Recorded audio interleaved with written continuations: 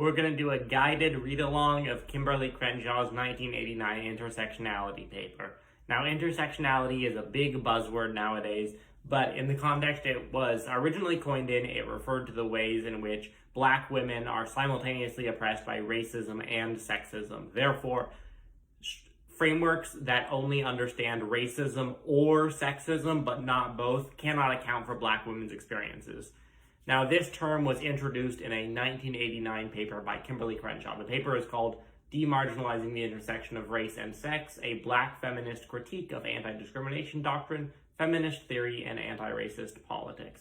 It is a great paper, and it is a paper that I want everyone who considers themselves an intersectional feminist to go read.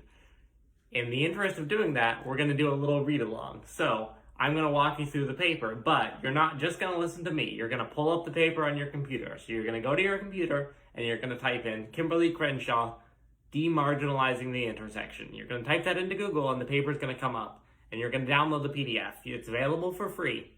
Kimberly Crenshaw, Demarginalizing the Intersection. The paper is 30 pages, and we're going to read it together, okay? And not only are you going to learn something about intersectionality, but you're going to see that it's not as hard as you think to read academic papers. Like, there's some difficult language in this paper, but nothing that's crazy.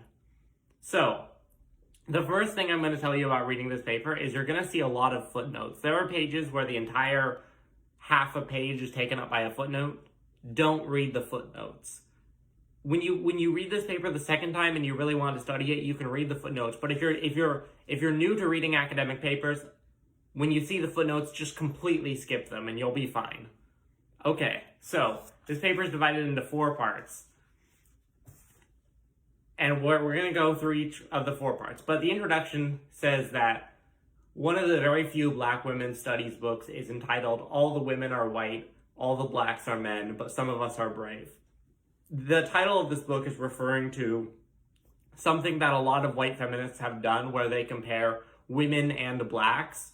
But if you compare women to Black people, you're forgetting the fact that half of Black people are women. So comparing women to Black people erases the experiences of Black women because you're really comparing white women to Black men. So Crenshaw is going to do an analysis of Black women to account for the fact that mainstream feminist theory can't account for their experiences, and mainstream anti-racist theory can't account for their experiences. So, Section 1, Anti-Discrimination Framework. This is the most technical part of the paper, but, you know, this part is not crazy, but we're going to do some legal scholarship, okay?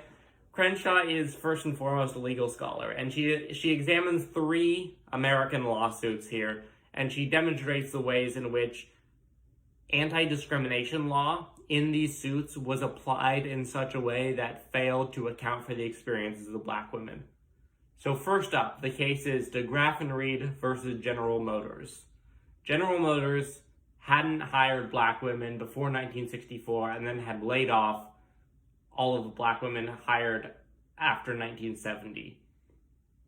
And it was specifically Black women who had been discriminated against. Not Black people, not women, but Black women.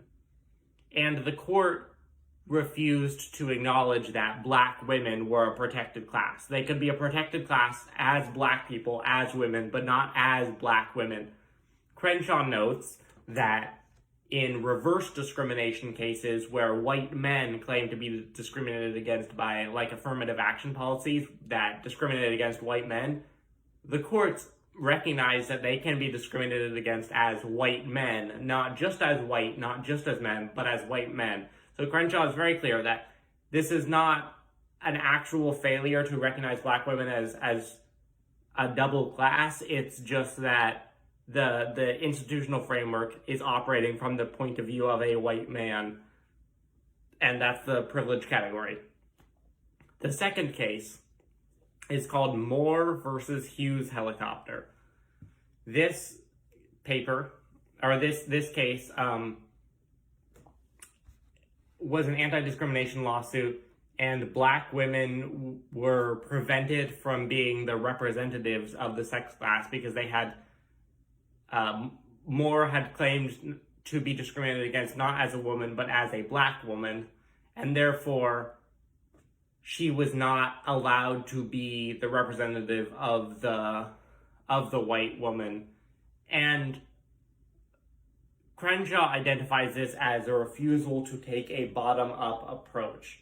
Because if you imagine sort of the hierarchy, white men are on the top, and white women are oppressed on the basis of their sex, and black men are oppressed on the basis of their race, but then black women are oppressed on the basis of their race and sex.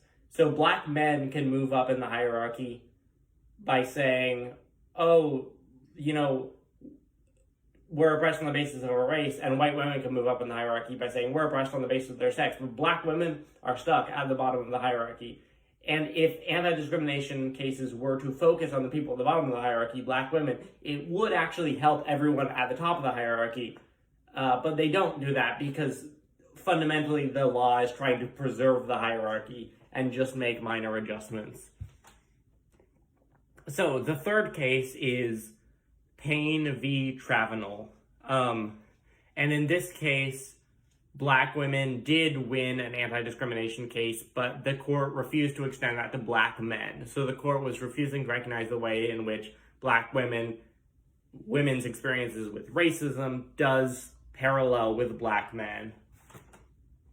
So if you combine all of that, Crenshaw identifies a contradiction where sometimes black women are considered too similar to other groups and their experiences are just subsumed into those groups, but sometimes black women are considered too different from other groups and they're not allowed to represent those groups because they're too different.